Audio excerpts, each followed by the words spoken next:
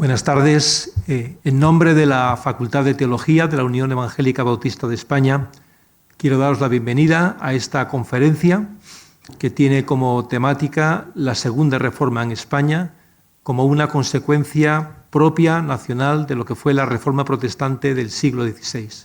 Precisamente en estas fechas, con concreción el día 31 de octubre de 1517, tuvo lugar lo que se conoció como la Reforma Protestante, en el momento en que un monje agustino alemán llamado Martín Lutero clavó en la puerta de la Catedral de Wittenberg un documento, las 95 tesis contra la venta de indulgencias. En esta ocasión, el monje lo que proponía, lo que pretendía, era un debate académico acerca de algo que estaba ocurriendo, como era la venta de indulgencias, sin saber que esto derivaría en un movimiento espiritual que recorrió Europa durante el siglo XVI y que también llegaría a España en ese mismo siglo. Precisamente el hecho de tener hoy esta conferencia se hace en el marco de la celebración del centenario de la Facultad de Teología, que es de esta ciudad. Hace casi 50 años que la Facultad de Teología se encuentra en esta ciudad y queríamos con este acto ofrecer a la ciudadanía una actividad que sirviese para el conocimiento de la realidad protestante o evangélica en España y concretamente en nuestra comunidad, y también como aportación al bien común de nuestra ciudad. Así que agradezco mucho vuestra presencia en nombre de todos mis compañeros y de las personas que representamos a la Facultad de Teología, y también esperamos que la conferencia sea de vuestro interés para conocer, como digo, una realidad que todavía hoy para muchos ciudadanos sigue siendo algo difuso o como mínimo ambiguo. Así pues, antes de presentar a nuestro ponente, el que tendrá a su cargo esta exposición sobre la Segunda Reforma en España, quisiera dar la palabra a Carolina Bueno. Ella es la secretaria ejecutiva de la Federación de Entidades Religiosas Evangélicas de España, que representa a la comunidad evangélica o protestante en nuestro país. Carolina, muchas gracias por estar con nosotros y tienes la palabra. Pues buenas tardes a todos. Efectivamente, vengo aquí a saludarles en primer lugar, a darles las gracias por asistir a esta conferencia y a transmitirle los saludos de parte de la federación a la que represento, que, como bien ha dicho Julio, es la federación que aglutina a las iglesias evangélicas o protestantes de este país. Como también ha dicho Julio, esta conferencia se enmarca en la celebración del centenario tanto de la Unión de Iglesias Bautistas de España y en la celebración del centenario también de su seminario. Y yo quisiera resaltar que ambas entidades, ambas instituciones, son parte integrante de la federación a la que represento y han jugado desde sus comienzos pues, un papel fundamental. Simplemente quería en este breve saludo resaltar tres elementos fundamentales de esta participación importante. La primera de ellas sería que tanto la UEB como el Seminario Teológico Bautista han estado desde sus comienzos en el seno de esta federación, desde sus orígenes. Ya ellos impulsaron la labor de la Comisión de Defensa Evangélica, realizando una importante labor en defensa de la libertad religiosa, no solo de los protestantes españoles, sino de todos los ciudadanos, ¿no? En segundo lugar, también, tanto la UEB como su seminario han participado siempre en el trabajo por la unidad de la Iglesia Evangélica en España, formando parte de esta federación, y resaltar también que el Seminario Teológico UEB ha formado y ha capacitado a muchas personas que luego han sido pastores, pastoras y responsables en las distintas iglesias repartidas por todo el país. Por ello, pues resaltar este papel importante en la historia del protestantismo español. Así que les felicito por el centenario y también felicito al seminario por organizar esta conferencia, que estoy segura va a ser de interés y de importancia para conocer y para poner en valor esa historia que ha sido muchas veces silenciada, ignorada, y es por ello que es tan desconocida en nuestro país. Así que espero que nos resulte a todos muy interesante y muchas gracias por la organización de la conferencia. Gracias a ti, Carolina. Como dije antes, el Seminario Teológico Bautista de España, hoy en día Facultad de Teología de la Unión Evangélica Bautista de España, cumple 100 años. Concretamente, el día 1 de noviembre de 1922 comenzaron sus primeras clases en Barcelona, aunque esta institución se estableció en Alcobendas en la década de los 70 del pasado siglo.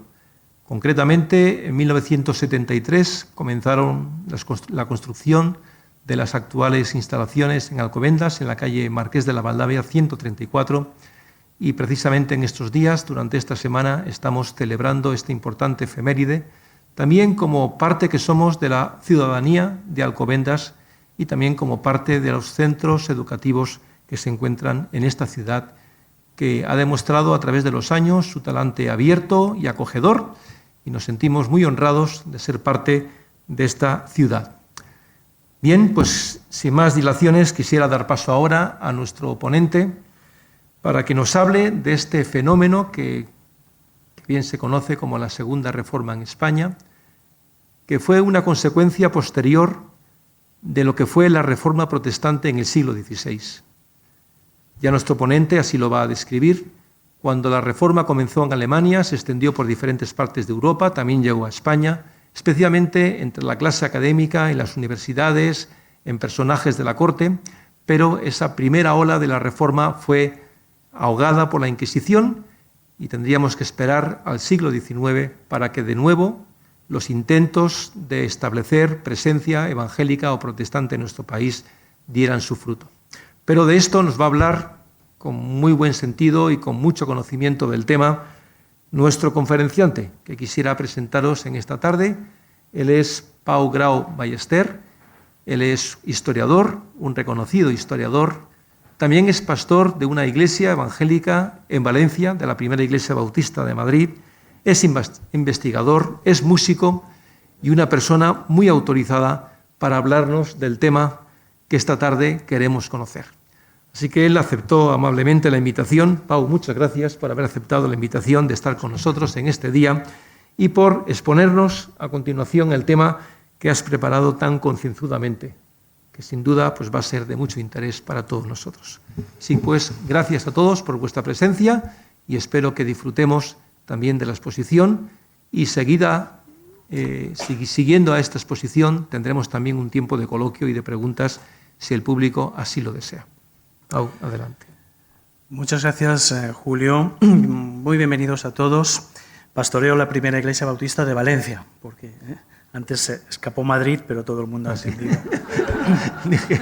Valencia, es verdad. Que, aunque el mundo online nos ha hecho, en fin, estar aquí y allá, pero presencialmente los pastores estamos en el lugar. Gracias por esta invitación, particularmente a la Facultad de Teología UEB, a sus autoridades académicas aquí presentes, a la comunidad académica, por pensar en un servidor para abordar una cuestión, creo que insuficientemente tratada, insuficientemente debatida, y también es importante que nosotros hagamos memoria de lo que fuimos hace no tantas décadas, par de siglos, y que realmente necesitamos para recuperar, o al menos rememorar nuestra identidad, quiénes somos, qué hemos sido y cuál es la realidad actual que tenemos, ¿verdad? De modo que muchas gracias por esta invitación, también a Carolina Bueno como secretaria ejecutiva de FEREDE, muchas gracias por estar presente en este acto.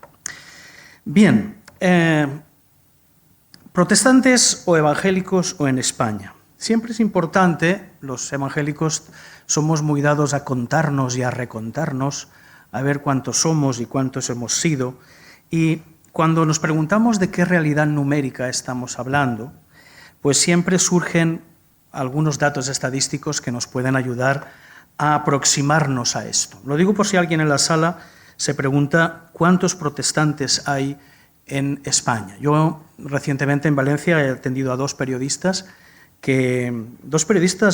importantes que con sus preguntas también manifestaban su propia ignorancia de confundir pues, la gimnasia con la magnesia, que se decía antiguamente, o el tocino con la electricidad.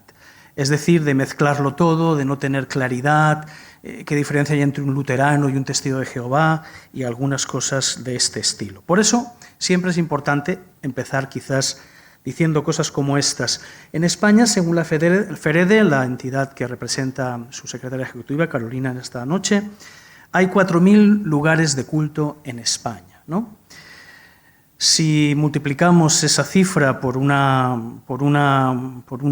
X, probablemente el número de protestantes o evangélicos, siempre usamos la partícula disyuntiva o evangélicos en España, tras 500 años de protestantismo, pues ascendería a unos 1, quizás 2% de la población total española, entre 600.000 y 900.000 protestantes. Los más optimistas superan el millón y medio en algunos casos, y otros no pasarían del medio millón. Esta realidad numérica modesta, de alguna forma, viene dada también por una particular historia nuestra como país de mayoría católica del sur de Europa, historia que compartimos también en parte con nuestros hermanos evangélicos protestantes franceses. Quizás no sepáis que en Francia el porcentaje de evangélicos o protestantes es del 2,1, es decir, son aproximadamente 1,5 millones de franceses que profesan el protestantismo. En Italia es incluso inferior, el 1,2, 700.000, y en Portugal ni siquiera alcanza el 1%. Hay que decir además que en Portugal las cifras de cristianos evangélicos han decrecido en las últimas décadas. Esta última década, por el retorno de migración, están experimentando un cierto decrecimiento. En el año 1990, la población española emigrante era del 2,1%, año 1990. 800.000 personas extranjeras viviendo en nuestro país. Pero ya en el año 2000 esa cifra se multiplicó por 2, pasaron a ser el 4%. Y actualmente, en 2022, cifras de esta misma semana, 5,4 millones de residentes en España proceden de otros países, particularmente de América Latina, de la Europa del Este, África subsahariana y del norte de Europa también, lo cual nos da una cifra del 13%. Esta cifra es la que explica que haya una afluencia de nuevos evangélicos que, de alguna forma, los que tenemos cierta memoria histórica, cierta perspectiva histórica, pues, digamos, nos ha sorprendido porque lo hemos visto nacer, lo hemos vivido, lo hemos palpado y lo constatamos en nuestras propias comunidades e iglesias, ¿no? Eso nos ha llevado, quizás, de ese 0,7% que éramos de la población española a ese 1,5, quizás 2% del que estamos hablando. Estamos fragmentados en decenas de denominaciones históricas y recientes, algunas de notorio arraigo, como se decía, y otras de incorporación reciente. Es interesante también, para avanzar en la reflexión, después tendremos un tiempo de coloquio en el que podréis, pues, aportar vuestras, sin duda, interesantes opiniones o refutar las mismas que yo haya podido plantear. La idea es que nos podamos ir todos habiendo crecido y aprendido algo en esta noche.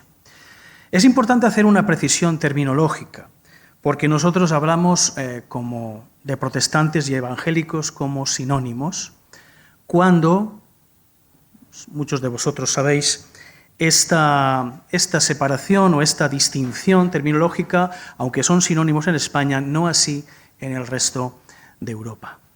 La Iglesia luterana alemana es iglesia evangélica, pero todo el mundo sabe que viene del protestantismo histórico, del luteranismo.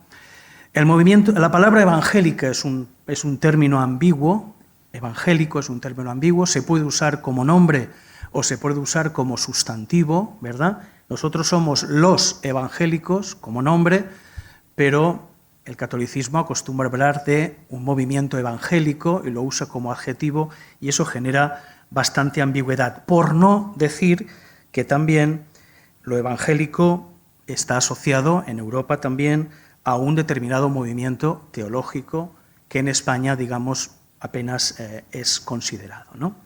Es curioso, he estado reflexionando sobre esto, del desprestigio y el prestigio que han experimentado estas dos palabras, estos dos términos.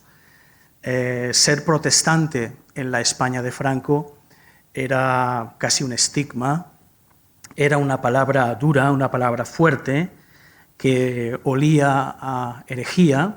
Sin embargo, la palabra protestante se ha prestigiado en algunos círculos académicos recientemente, y quizás lo contrario ha pasado de forma inversa con el término evangélico, que digamos que era considerada simpática este término en los años 70, 80, pero a consecuencia de los populismos y de los movimientos que estamos viendo en otros países, ser evangélico hoy en España, pues parece que esta palabra está teñida de algunas significaciones, digamos, no demasiado, digamos, agradables.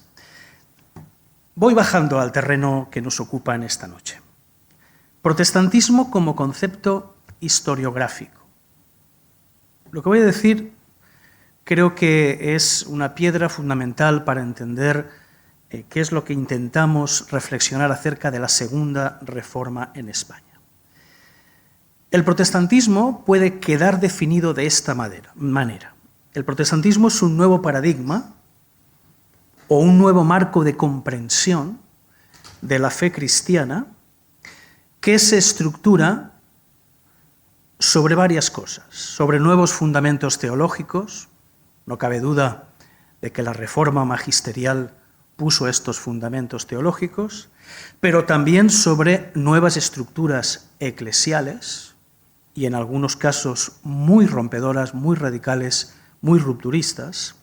También implica unas nuevas relaciones con el Estado, a nadie se le escapa que esto es así como un impacto sobre la cultura, sobre la ciencia, sobre la espiritualidad, sobre las costumbres y la moral, y no cabe duda que todo ello tiene implicaciones sociales, políticas y educativas. Estoy intentando definir protestantismo como concepto historiográfico.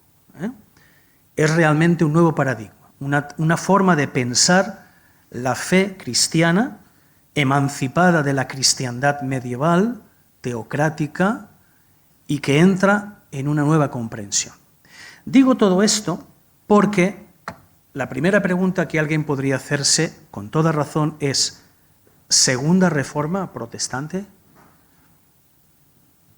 Si no hubo una primera en España, el profesor Julio acaba de decir que las personas, los intelectuales, académicos, ex sacerdotes, confesores, traductores de la Biblia, jerónimos, que abrazaron el protestantismo, todo aquello fue ahogado en sangre, en autos de fe, en exilio, en persecución. Por lo tanto, en España no se puede hablar, según el paradigma anterior del concepto historiográfico de protestantismo que os he dado, no podemos hablar de una primera reforma. Creo que fue Manuel Fraga Iribarme que dijo una vez que España no ha tenido ni reforma, ni ilustración, ni otras mandangas, porque era muy dado hablar en estos términos, ¿no? Y bueno, puede que tenga razón, ¿no? Podemos hablar de una segunda reforma protestante. En el siglo XVI, como hemos dicho, tenemos un protestantismo ilustre. Nobles, académicos, eclesiásticos. En Valencia recordamos anteayer la figura de Gaspar de Centelles, que es un noble valenciano, varón de Pedralba, que fue quemado vivo en la hoguera en 1564 a 500 metros de nuestra iglesia allí en la calle Cuart, extramuros, cerca del río, para que sus cenizas se las llevara al mar, ¿no? Es decir, ese protestantismo no tiene nada que ver con el protestantismo que nos llegó en el siglo XIX, que, como diré más adelante, está enfocado hacia las clases populares, hacia las personas sencillas. Fue un fenómeno más rural que urbano y, por lo tanto, no se puede decir que haya conexión de ninguna manera entre ambas cosas. Francis Luttigsen, autora que ha escrito España y la Reforma Protestante, dice textualmente que de la primera Reforma, en su libro lo explica así en el prólogo: la llegada, la recepción y la supresión de la Reforma. Llegada, recepción y supresión. Y Sir Raymond Carr, a que leeré un fragmento más adelante, en el prólogo de Intolerancia y Libertad en la España contemporánea, el libro, probablemente el mejor libro que se ha escrito sobre la Segunda Reforma en España, del profesor ya fallecido Juan Bautista Vilar, habla precisamente de esto, de la Iglesia de los pobres, frente a los que abrazaron el protestantismo en el siglo XVI. Si la primera Reforma tenía pretensiones de cambio, todas las reformas, la Reforma luterana, Calvinismo, Estrasburgo, Zwinglio en Suiza, todas las reformas tenían la pretensión de cambiar las estructuras sociales, políticas, en ese nuevo paradigma del que hablaba antes. La segunda Reforma se va a ceñir a la adhesión a un nuevo credo muy combativo. ¿Contra qué? Pues básicamente contra los grandes fantasmas que iremos viendo a lo largo de esta noche: el romanismo, el papismo, el anticlericalismo. Ese es el espíritu en el que se mueven los personajes de la Segunda Reforma Protestante.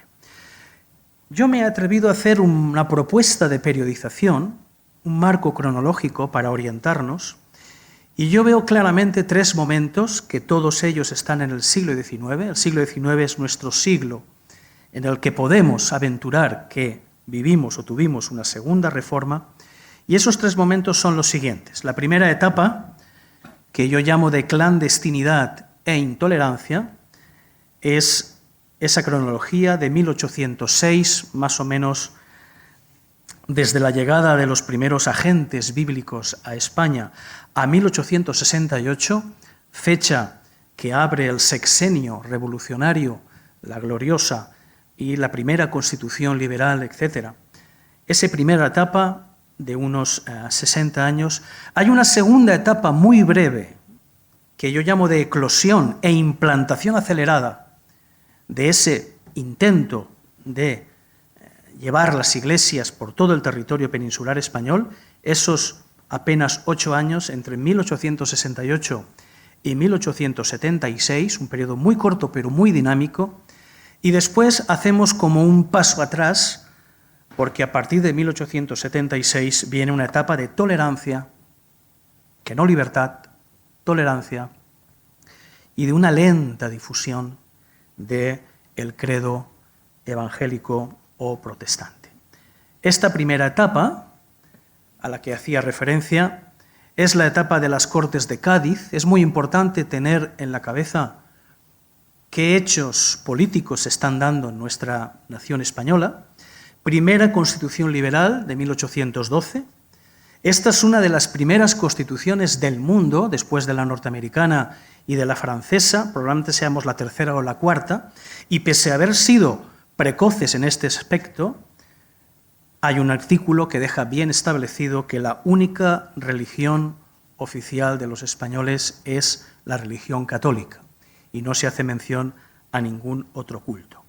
Es el tiempo en el que Gibraltar, como peñón, como territorio británico, va a ser, digamos, un polo de atracción de exiliados, también un polo de refugio para muchos reformados españoles que, desorientados, están, digamos, buscando su camino, y ellos van todos a Gibraltar, y desde Gibraltar, por San Roque, Cádiz, Málaga, empiezan tímidamente las primeras fundaciones de colegios e iglesias en estos lugares. Este es un tiempo todavía de intolerancia, ¿de acuerdo?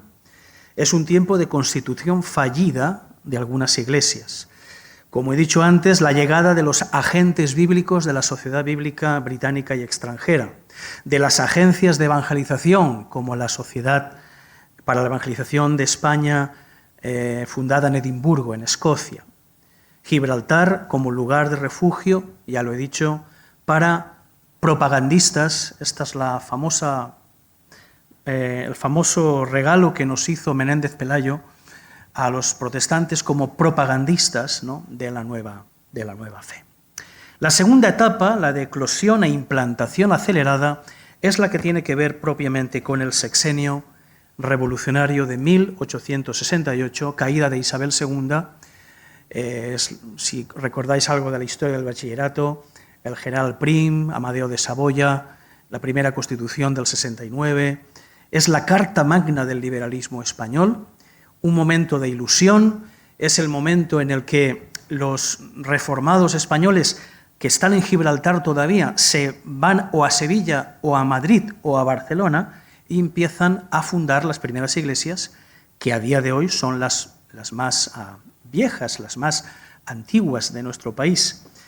En esta Constitución se consagra la libertad de culto, para los extranjeros en primer lugar, pero también para los españoles, y la libertad de enseñanza, y eso abriría la puerta a la misión educativa de los misioneros que van a llegar, entre otros Knapp, Bautista, Friedner, la Iglesia Evangélica Alemana, Lorenz de las Asambleas de Hermanos, etc. Es el momento de la llegada de las disidencias del anglicanismo a España, básicamente el mundo bautista y las Asambleas de Hermanos, y es el momento también de constitución después del Consistorio General de la IRE, Iglesia Reformada Española, o ICE, Iglesia Cristiana Española, la escisión entre la rama metodista presbiteriana y la rama anglicana, con comunión anglicana, y su primer obispo, Juan Bautista Cabrera.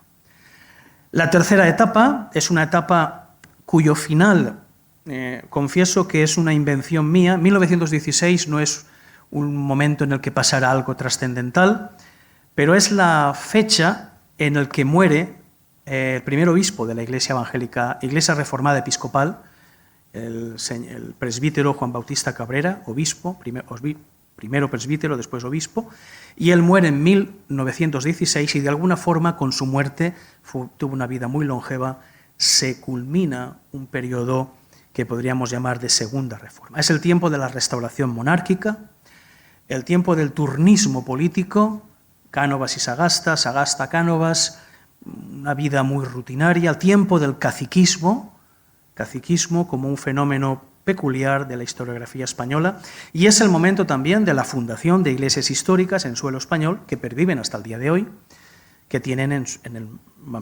mayor de los casos 150 años de antigüedad.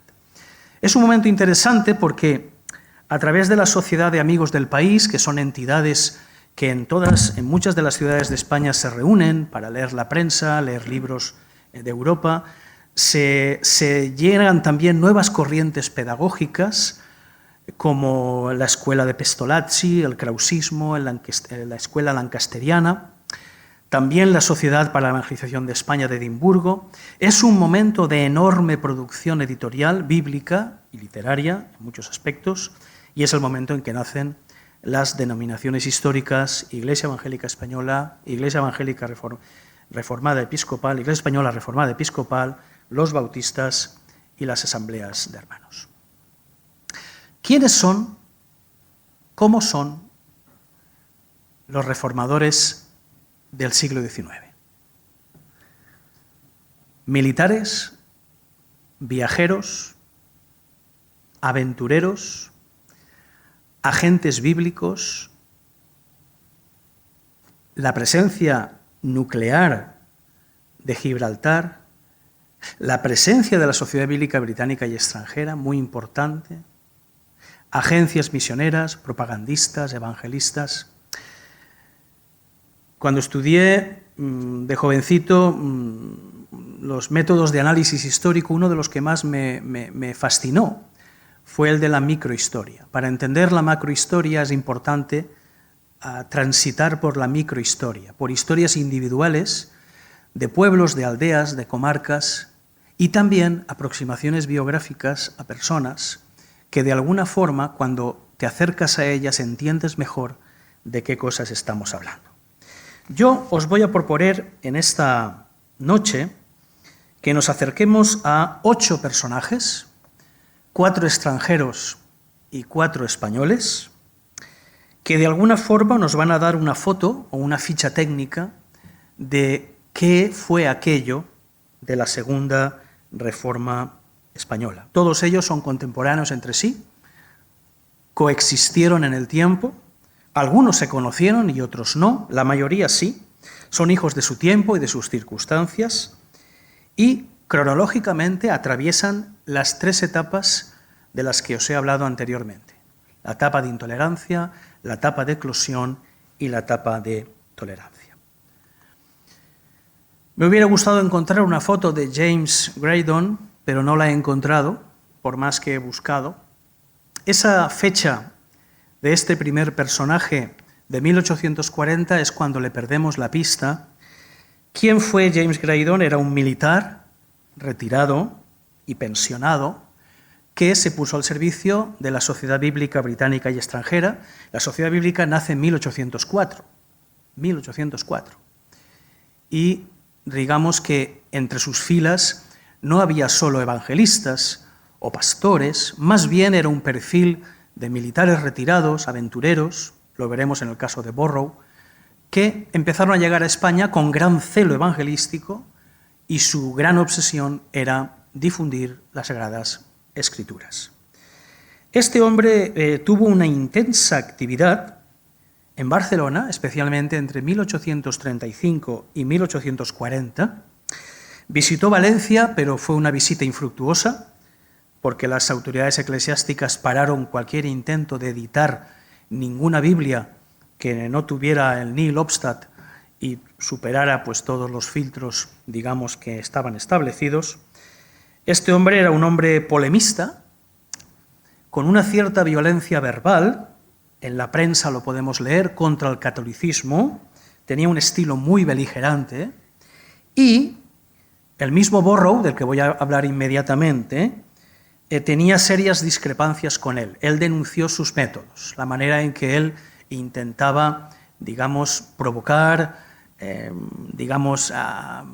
hacer que la Biblia penetrara, fuera publicada, y era demasiado virulento en este sentido. Al final, las autoridades le prohibieron su difusión y a partir de 1840 dejó Barcelona y ya se pierde su pista. Con todo y con eso fue capaz de editar, ahí tenéis las 2 portadas de un Nuevo Testamento en castellano y un Nuevo Testamento en catalán. El Nuevo Testamento en castellano es la famosa versión de Felipe Escillo de San Miguel, o de San Miguel, de las Escuelas Pías. Esta la editó en Madrid y en Barcelona hizo lo propio con el Nou Testament de Prat y Riba, un Nou Testament que se tradujo a instancias de la Sociedad Bíblica Británica y Extranjera y que él en 1836 publicó en Barcelona. Un personaje interesante es William Harris Rull, un hombre que vivió 88 años, 1802-1890. Este hombre era escritor, misionero metodista británico. También era hijo de un médico militar. Llegó a Gibraltar, fue enviado a Gibraltar en 1832 y allí creó una escuela de prestigio, una escuela para extranjeros y también a la que daba acogida a niños españoles, primero a través de la escuela dominical y después se les daba formación en otras materias. En 1835 viaja por España, por el resto de la península, Gibraltar, viajó como un extranjero para explorar la edición y distribución de la Biblia. Conoce a Félix Torres Amat, que en 1825, por encargo real, tradujo también las Escrituras. La Biblia de Escillo de San Miguel es del siglo XVIII. Hizo de España un poco su causa particular, se enamoró de nuestro país, intentó fundar iglesias en Cádiz, en Madrid, en Algeciras, todo esto en la etapa de intolerancia, y también al mismo tiempo era una personalidad independiente, hasta cierto punto problemática, sui generis. Regresó a Inglaterra en 1872 y ya muy mayor murió a los 88 años. Escritor y misionero metodista británico. La figura más conocida, sin duda, en esta aproximación biográfica es la de George Borrow, conocido como Jorgito el Inglés, también hijo de militar. Yo no sé qué pasa, pero a mí son militares todos, o casi todos. Este hombre tiene un espíritu romántico y un afán aventurero y viajero. En aquel momento, en Gran Bretaña, pues España es considerada un país, pues no sé, casi africano, un país exótico, donde hay gitanos, cíngaros, guerras civiles, las guerras carlistas, y era muy atractivo, sobre todo para una persona como George Borrow. Este hombre fue aficionado a las lenguas, no llegó a terminar la carrera de filología, pero era un buen filólogo y hablaba muchas lenguas, también estudió leyes, era un jurista también, y en 1833 empieza a trabajar para la Sociedad Bíblica Británica y Extranjera. Estuvo en España los mismos años que el personaje anterior, 1835 a 1840, y vivió de todo, de todo. Estuvo en la cárcel, presidio en Sevilla, se acercó al mundo gitano, tradujo el Evangelio de Lucas al caló o al romaní, todavía circula por ahí esa edición, estuvo en los despachos de políticos como Espartero y otros. Él difundió, lo mismo que Graydon, la versión de Estío de San Miguel, abrió una librería en la calle del Príncipe y escribió un libro que hay que leer alguna vez en la vida, que se llama La Biblia en España, traducido por Azaña, en 1843, que está muy bien escrito, es una obra literaria, que además es autobiográfica de sus andanzas por aquí. Otro viajero. William Erland Knapp, 1835-1908. Este hombre es un hispanista estadounidense, catedrático de lenguas antiguas y modernas, que llegó a ser premiado por la medalla de la Orden de Isabel la Católica por trabajos literarios sobre Juan Bosco, 1877. Atención al perfil académico de este hombre, porque enseñó en las universidades de Yale y de Chicago, fundador de la Hispanic Society of America, y vino a España como un misionero bautista independiente. Su papá era pastor bautista y él quiso venir a España bajo los auspicios posteriormente de la Unión Bautista Americana y llega a España sostenido como por particulares, sin un sostenimiento demasiado claro, en 1867. Viajó por Francia, por Inglaterra y llega justo en el sexenio democrático. Funda la primera iglesia bautista de Madrid, después irá a Alicante, hará lo propio en Alcoy, iglesia que después no tendrá continuidad en el tiempo y fue refundada muchas décadas después. Además era músico, tenía nociones musicales.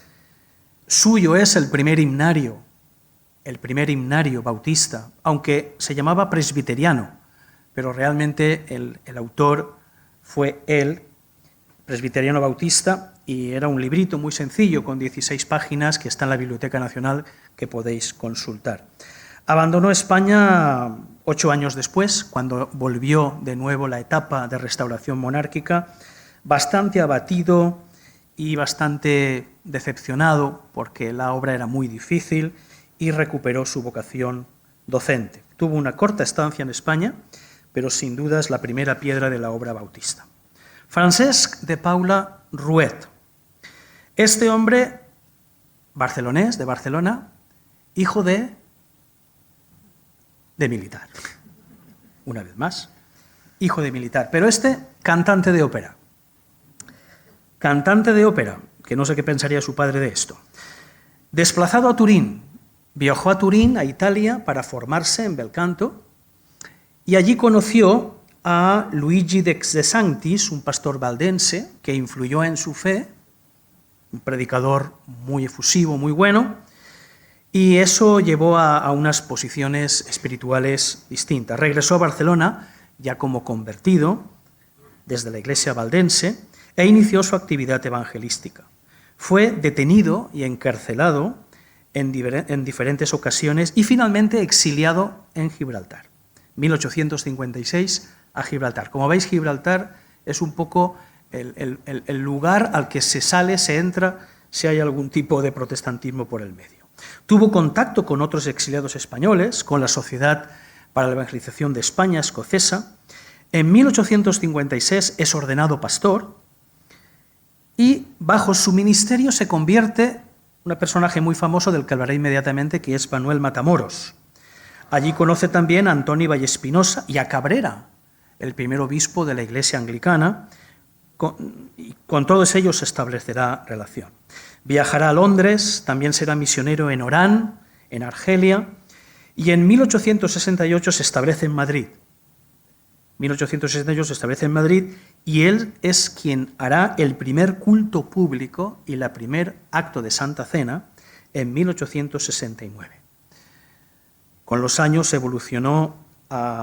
definió a sí mismo como pastor presbiteriano. Falleció en Madrid en 1878. Manuel Matamoros, de corta vida, era un joven militar. Ya se lo saben, ¿no? Muy bien.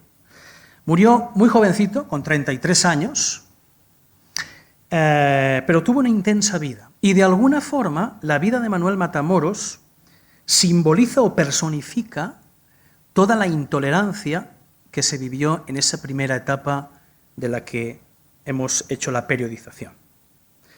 Siendo muy joven, pero 14 o 15 años, tuvo contacto con la Iglesia Evangélica Reformada en Gibraltar, muy joven. Sufrió el presidio, fue encarcelado, estuvo en la Audiencia de Granada 3 años encarcelado, a la espera de juicio, y su caso fue conocido por diferentes estamentos, sociedades para la evangelización en España, se carteó, tuvo relación epistolar con muchas personas en Europa, y eso de alguna forma deterioró la imagen del régimen isabelino, y este hombre, cuya pena fue conmutada por O'Donnell, viajó después por toda Europa. De hecho, murió en el exilio, murió en Europa. Vivió 32 años, 33 años, pero este hombre es considerado un poco el mártir de la Segunda Reforma, en el sentido de que, digamos, tenía un fuerte talante personal, proselitista, fundó iglesias clandestinas en Málaga, Jaén, y vivió el presidio, y su caso fue muy, muy conocido. Antoni Vallespinosa, este hombre era de Valls, Tarragona, seminarista, subdiácono, se autoexilia en Gibraltar en el año 61, 1861. Allí conocerá a otro catalán, Francesc de Paula Ruet, del que he hablado anteriormente, y es ordenado ministro anglicano en 1865. Él será el primero en editar el primer periódico protestante en Cataluña, que se llamó El Eco Protestante, en el año 1869. Y una figura que no podemos obviar es la de Juan Bautista Cabrera. Este alicantino de Benissa era escolapio de formación, también ordenado diácono y sacerdote, años 1861-62. Conoció el caso de Matamoros y eso le afectó profundamente en su fe y nuevamente buscó refugio en Gibraltar. Entró en contacto con Ruet, con la confesión reformada, y estudió la confesión reformada profundamente. Junto con otros ex sacerdotes católicos, fundó la Iglesia Reformada Española, también la Iglesia Española Reformada. Este hombre se entrevista con Prim, edita la revista El Cristianismo en Sevilla, la revista La Luz, todavía gente en Madrid, y en un viaje a Londres entró en contacto con la Iglesia Episcopal inglesa, siendo posteriormente el primer obispo de la Iglesia Evangélica Reformada Episcopal, la Iglesia Española Reformada Episcopal, aunque no será ordenado hasta 13 años después, circunstancias de la vida. A la muerte de Carrasco, su antecesor, se traslada a Madrid y se hace cargo de la catedral anglicana. Poeta, músico, activista, traductor, adaptador de himnos, especialista en la liturgia mozárabe. Si Matamoros es el mártir de la Segunda Reforma Española, Bautista Cabrera es el arquitecto, por así decirlo, el gran organizador de la Segunda Reforma. Dejo al margen muchos nombres de exiliados españoles como Blanco White, Luis Usoz y Río, Joaquín Lorenzo Villanueva, que tras el trienio liberal tuvieron que salir a Europa y conocieron otra fe, otras fes, otras tradiciones. Algunos de ellos fueron cuáqueros, asambleas de hermanos, anglicanos. Lorenzo Lucena, lector de español en la Universidad de Oxford por más de 20 años, y la persona que hizo posible que la versión Reina Valera, que estaba durmiendo en las bibliotecas europeas y estaba olvidada, él la traduce y la pone a disposición de la Sociedad Bíblica Británica para que los españoles pudieran tener acceso a ella. Unitaristas, cuáqueros, abolicionistas, conversos, pastores, colportores, escritores como James Thompson, Julio Vizcarrondo, Robert Chapman, Antonio Martínez de Castilla, José Torregrosa, Juan Bautista Canut, García Palomares de Requena, Vicente Mateu, pastor español de la Primera Iglesia Bautista de Valencia, Antonio Estruc, etc. También los pastores Preví, Carrasco, Soler, Cifré, el hijo de Cabrera y otros sucesores, Trigo, Alama, todos estos, podríamos estar hablando de ellos, pero no tenemos tiempo. Es importante ver que hay dos líneas, un poco, dentro de nuestra humilde historia, que han dado lugar a dos tradiciones distintas. Aquí, al principio estaban todos juntos en Gibraltar, metodistas, presbiterianos, e incluso conocían a algún bautista por allí, y todos fundaron la Iglesia Reformada Española, ¿verdad?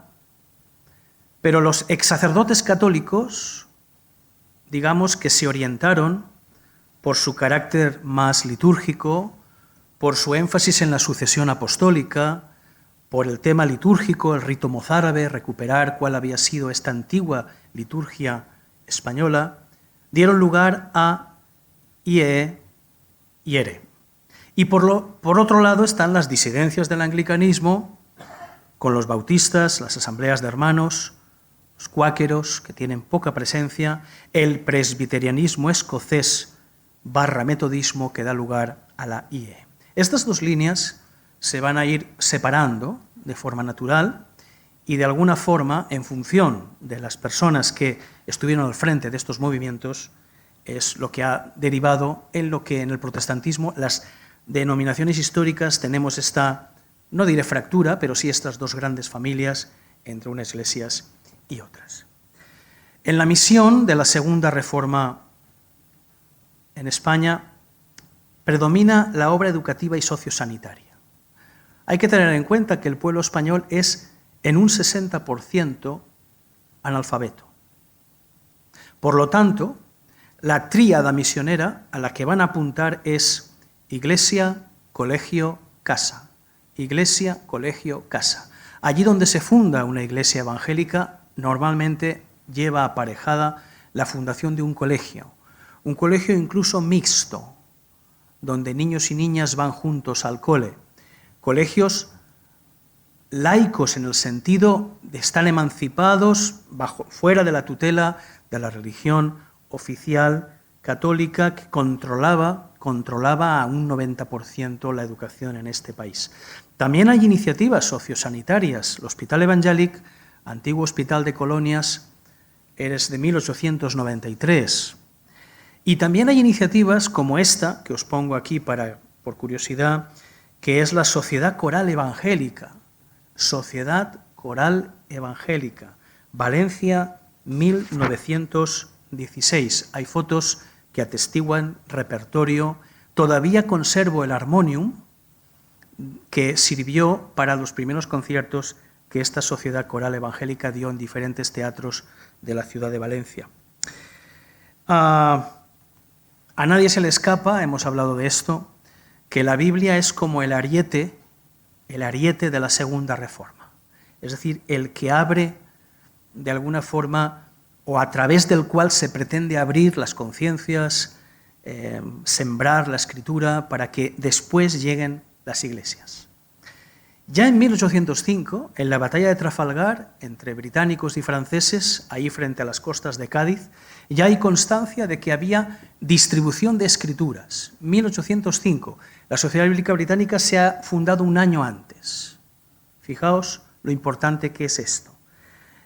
2 años después, ya se editan 100 Nuevos Testamentos en España, por parte de la Sociedad Bíblica Británica para distribución en español.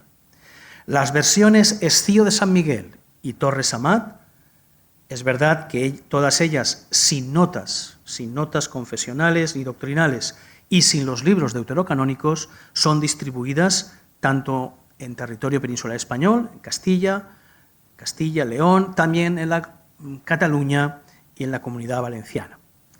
Y en 1868, que ya la Biblia Reina Valera ha salido de su larga dormición en las bibliotecas europeas por el trabajo de Lorenzo Lucena, es considerada la Biblia oficial del Consistorio General de la Iglesia Reformada Española. Se establece la Reina Valera como la Biblia oficial. Interesante este dato. No podríamos hablar de la Segunda Reforma sin hacer referencia a estos hombres que tendrían dificultades para viajar hoy en alta velocidad con esos equipajes, les cobrarían más dinero por el equipaje que por su asiento. Estoy hablando del colportorado, ¿no? El colportorado es un fenómeno peculiar, estrechamente asociado a la Segunda Reforma. Lo ejercieron tanto misioneros extranjeros como locales, y es una figura híbrida, hay algún buen libro por ahí, entre el evangelista, el pastor, el comercial y el predicador. Es un cóctel entre estas cosas. Venden la Biblia, se sostienen de ese modo. Cuando no la pueden vender, la regalan, pero son comerciales, algunos eran buenos comerciales, otros eran muy malos comerciales, pero todos ellos predican y de su labor se deriva la fundación de muchas iglesias que todavía hoy están en pie. La Biblia llegó antes que la fundación misma de muchas iglesias. En todo este contexto de intolerancia, es muy importante no olvidar que en 1851 se firma entre la Santa Sede y el Estado español el Concordato de 1851. El anterior había tenido lugar 100 años antes. En este Concordato se establece, para entender el contexto, ¿verdad?, que la unidad católica es sin fisuras del pueblo español. La religión católica es la única de los españoles. Claramente la confesionalidad del Estado, el sostenimiento del culto y de los ministros de culto católicos por parte del Estado, esto, fijaos la trascendencia que tiene, que nos alcanza hasta el día de hoy. Salvadas muchas circunstancias, si hay algún católico en la sala y después quiere que lo conversamos, pero a día de hoy ya se había presupuestos vía asignación, vía 04, 07, de algún modo, de alguna manera, el clero católico, el clero regular y el clero secular es sostenido también por los impuestos de todos los españoles. Y esto hay que decirlo alto y claro. El Concordato establece una fiscalización de la enseñanza religiosa y pública. La ley Moyano, que es de esta época, excepto el nombramiento de maestros y la censura de los libros de texto, todo lo demás es fiscalizado también por la Iglesia, que además va a mantener jurisdicción eclesiástica propia. Es importante hablar de esto, porque si recordáis de la historia del bachillerato, las leyes de desamortización de Mendizábal, del 36-37, que fueron muy lesivas para la Iglesia Católica, fueron de alguna forma resarcidas con este concordato durísimo que nos ha acompañado muchas décadas. Como estamos en un ámbito bautista y no quisiera no decir nada antes de pasar al debate, hablar de Knapp, este filólogo ilustre del que hemos hablado, misionero americano independiente, también de la misión bautista sueca, que nos envió a sus misioneros Lund, Haglund, Ur, se movieron sobre todo por el Mediterráneo, Barcelona, Sabadell, Valencia, Murcia. Estos hombres eran disidentes luteranos, convertidos en los Estados Unidos y retornados a Suecia con un gran celo evangelístico y misionero, y al principio su labor se circunscribía a las capellanías de los marinos en los puertos de mar de Valencia y Barcelona, sus propios compatriotas, pero muy pronto empezaron a abrir sus propias iglesias. Aquí tenemos las fotografías de todos ellos. Erik Lund, Carl August Haglund, fundador de la iglesia en Valencia, y el pastor que más años ha estado hasta el día de hoy, 27 años, en la ciudad de Valencia, en la primera iglesia bautista. Virulencia antiprotestante. Estamos terminando. Es interesante que Juan Bautista Vilar acuñó este término de que el catolicismo ha sido casi como un dogma político, incluso en la historia del constitucionalismo español. Un dogma político. Si eres español, tienes que ser protestante. Tienes que ser católico. Si eres español, tienes que ser católico. Es algo así como en los regímenes más integristas del Islam o de algunos otros países en los que no se concibe que pueda ser una cosa distinta en la que naciste, fuiste bautizado, etc. El catolicismo es una identidad, ha funcionado como una identidad nacional reaccionaria hacia cualquier credo disidente. Por cierto, también nuestro país se ha resistido históricamente, por ejemplo, a movimientos antidinásticos, al liberalismo progresista, al republicanismo, al socialismo. Es decir, el protestantismo es una de las posiciones reaccionarias más de nuestro país. Esto es importante entenderlo, porque tanto en el plano religioso como en el plano ideológico, nuestro país ha sido bastante impermeable y bastante duro para esto. Una frase que creo que resume muy bien esto es que nuestro país tiene una conciencia social unitaria en lo político y en lo religioso. El pueblo español históricamente ha tenido esta identidad. Aquí tenéis unas imágenes, quiero terminar con ellas.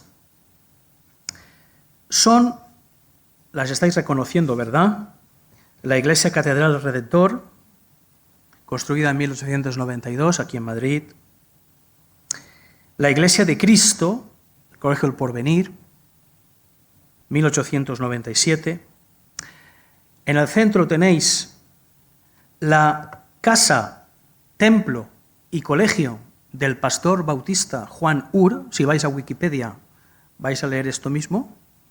Casa, templo y colegio del pastor bautista Juan Ur. Y también ahí tenéis la Iglesia del Salvador de la IEE de 1913. De alguna forma, estos templos, cuando los miro y veo que son obras de finales del siglo XIX, principios del XX, eclécticas, modestas, que combinan lo neogótico con lo neomudéjar.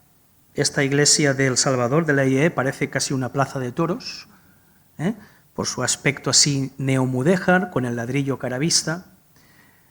La foto de en medio, que es el balcón de la casa del pastor sueco Juan Ur, la perdimos, no conservamos la propiedad de este edificio. La iglesia de Valencia en 1987 no pudo mantener esta propiedad. Todas ellas son protegidas, son arquitectura protegida, pero dentro de esa modestia es que quiero leer las palabras de Sir Raymond Carr para terminar.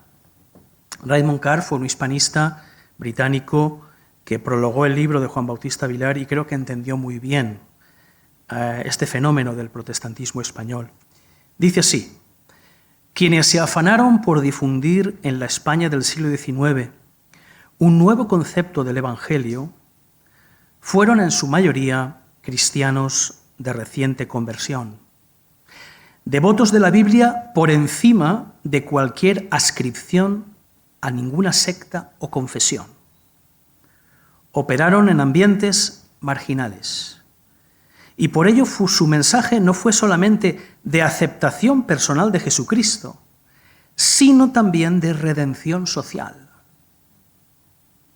Por tanto, a diferencia de los reformistas del siglo XVI, que eran intelectuales, nobles, que operaron en ambientes cultos y distinguidos, estos correligionarios del siglo XIX establecieron las iglesias de los pobres.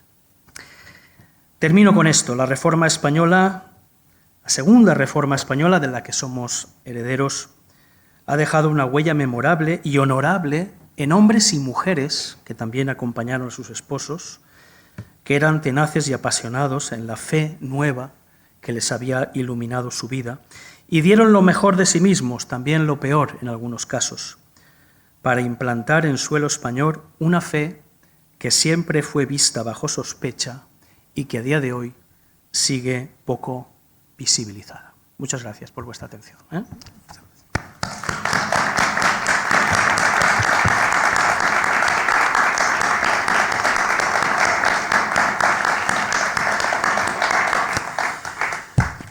Muchas gracias, Pau, por esta brillante, clara y diáfana. Y larga. No, larga no. O sea, clara, expositiva presentación que nos has hecho de la segunda reforma en España, que para todos nosotros tengamos mayor o menor conocimiento de ella, ha arrojado mucha luz.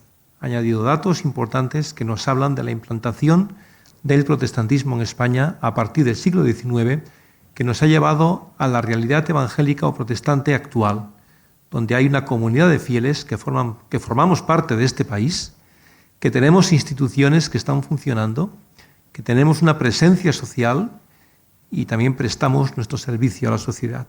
Así que gracias por acercarnos a estos antecedentes de nuestra realidad y esperamos que lo que se ha escuchado haya sido de interés para todos.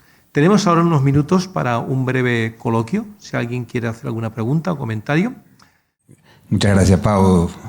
Comparto la opinión del rector de la facultad, que ha sido una exposición brillante y muy interesante. Solo una cosa, cuando hablabas de que no existe prácticamente vínculo en España entre la primera y la segunda reforma, podría decirse que el vínculo, cuando la IRE adopta oficialmente la Reina Valera, sería ese el vínculo, la Biblia que estuvo en el exilio, ¿no? La Biblia más difundida en todo el mundo de habla hispana. Yo vengo de Argentina y allí, pues en la escuela dominical... Habéis cargado con el vosotros argentino, toda la vida con el vosotros. Hablábamos en argentino y orábamos en español, ¿no? de Castilla. Y podría decirse que es el vínculo fundamental. Sí, realmente tienes razón. La Biblia Reina Valera, que merece una exposición aparte, y fue una obra, en fin, ya sabéis, ¿no?, colectiva de los monjes jerónimos, y además hay algunas aportaciones más de Pere de Pineda y demás. Es interesante la historia de la Reina Valera, 1559-1602, pero es una Biblia tan perseguida, tan fustigada y tan olvidada que realmente, si es verdad que Cervantes tuvo acceso a ella y hay algún rastro en el Quijote que pudiera verlo, es una Biblia que quedó olvidada. Entonces estuvo durmiendo 250 años en las bibliotecas europeas y es realmente una obra literaria que ha sido puesta en valor también en las últimas décadas. Probablemente ese sea el único nexo, porque en todo lo demás realmente hay un abismo entre esos nobles y eclesiásticos y también intelectuales y confesores del siglo XVI, que realmente fueron extinguidos, exterminados. Además de Sevilla y Valladolid, hay otros focos del luteranismo en España y de erasmismo. El de Valencia es muy importante también. Pero, como digo, la Inquisición hizo muy bien su trabajo y apenas dejó resquicios de lo que fue aquello. Por eso la segunda reforma, como he dicho, se mueve en otros ambientes marginales, populares, incluso, digamos, apelando a la lectura de la Biblia. ¿Cuántas de nuestras abuelas y bisabuelas aprendieron a leer a leer leyendo la Biblia. Es decir, eso es un dato muy interesante. Yo a mi bisabuela no la conocí, pero según me decía mi abuela, ella no sabía firmar, no sabía poner su propio nombre, pero recitaba amplios pasajes de la Escritura y ahí decía cosas como hinchazón y podrida llaga del libro de Isaías y se expresaba en un castellano muy cervantino, pero digamos su cultura realmente era esta, ¿no? Aprendieron realmente a escribir con la Reina Valera. Ese puede ser el único nexo, sí, gracias. Yo no originalmente soy de España, soy de Estados Unidos y estoy pensando que hay cosas que ellos aplicaron en la cultura de ese tiempo y que la cultura aquí en España ha cambiado, pero hay cosas que tú piensas que serían aplicables en las maneras que ellos hicieron las cosas que podrían ser también aplicables hoy o cosas que mejor no, o qué cosas podemos imitarnos de ellos o aprender de ellos, cómo podemos aplicarlo hoy. Interesante pregunta para reflexionarla y profundizar en ella. Sin duda, la estrategia educativa o sociosanitaria hoy en España tendría poco recorrido, en mi opinión.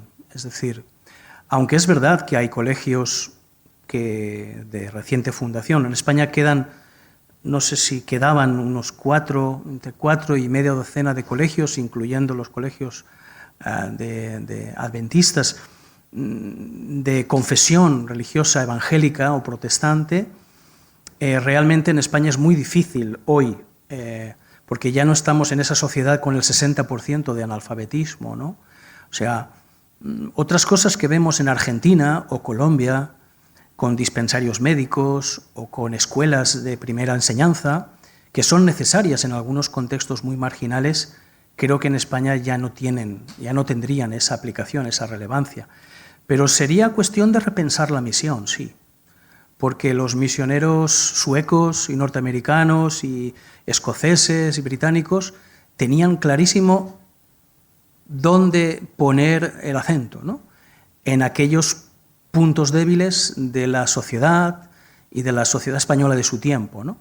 Probablemente nosotros deberíamos aprender de esa metodología, ¿no? De esa capacidad, de esa audacia para saber en qué lugares de nuestra estructura social podríamos ser más incisivos, más relevantes, ¿no?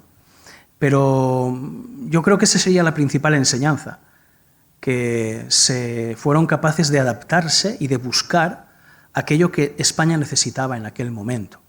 Ahora estamos en un contexto muy distinto, obviamente una sociedad postcristiana, neopagana, con unos índices pues, de espiritualidad muy bajos, pero bueno, probablemente haya gentes dispuestas a escuchar el relato del Evangelio, a redescubrirles la fe, empezando por partir de la base de que nuestro país pues sigue siendo un país de misión. Ahora se ha convertido en un país de misión. Durante siglos enviamos misioneros al mundo y ahora somos nosotros los que les recibimos, ¿no? Esta es un poco mi reflexión al respecto. Muchísimas gracias, Pau, por una reflexión profunda y muy estimulante. Esta pregunta realmente viene de mi esposa, pero yo hago la voz. Se entiende que en aquel siglo las mujeres no tuvieran un papel muy visible, pero seguramente detrás de todos estos hombres, o algunos de estos hombres, había mujeres fuertes de personalidad, de influencia, que se pudieran destacar. Quizás mencionar alguna que otra de ellas. Y si no te importa, añado otra pregunta por un librito de poesía que he estado leyendo, poesías religiosas, especialmente de autores españoles del siglo XIX, y aunque hablas de que esas iglesias fundadas fueron especialmente de pobres, te das cuenta de que aquella gente tenía un fuerte impulso por la educación y por la literatura, también escribiendo himnos. Es decir, enseguida su pobreza no fue un impedimento para que ellos buscaran mejorar su nivel tanto de educación como de espiritualidad, como influencia, seguramente. No sé si algún comentario. Empiezo por lo segundo. La frase de Raymond Carr, Iglesia de los pobres, ¿no?, es muy contundente. Claro, yo entiendo que lo hace por oposición a la Iglesia de los ricos, de los nobles del siglo XVI, ¿no? Sin duda, el protestantismo de la Segunda Reforma Protestante español viene de esas clases subalternas o clases populares y demás, pero es realmente admirable ver cómo los niveles de alfabetización crecen, cómo se estimula no solamente la lectura de la Biblia, el álgebra, las lenguas, la música, y cómo hay colegios que son punteros, hoy serían considerados colegios de excelencia. Yo conozco muy bien el caso de Valencia. Lo de la Sociedad Coral Evangélica de 1916, no he visto ningún precedente en ningún otro sitio en este sentido. Es decir, es realmente admirable cómo en pocas décadas salieron las primeras universitarias, aquí en la Escuela Internacional de Señoritas, aquí en la Castellana, que se fundó a finales del siglo XIX. Primeras universitarias vienen del ámbito o del orbe evangélico protestante. Que sean de los pobres en origen no significa o no prejuzga que no evolucionen a ser un poco la aristocracia del espíritu y la aristocracia espiritual de ese momento, de ese tiempo. Dentro de nuestra modestia, claro, de nuestra modestia, siempre hablamos de números modestos y de una sociedad muy homogénea que invisibiliza todo lo que tiene que ver con el protestantismo. Esta es la realidad que he dicho al principio, ¿no?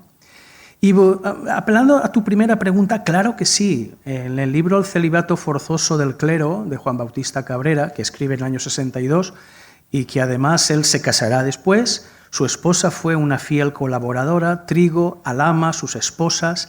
¿Qué decir de la esposa de Aglund, una mujer de Figueres, Feliciana Armengol, que se casa con el pastor Aglund y cuando fallece muy tempranamente, a los 41 años, se hace cargo de la escuela que habían fundado en Valencia, con sus dos hijas como profesoras y maestras de piano las dos.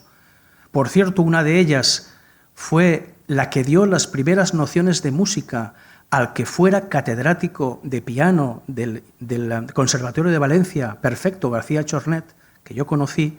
Es decir, hay un hilo dorado muy bonito de mujeres que al lado de sus esposos trabajaron tanto o más que ellos, especialmente en el ámbito educativo.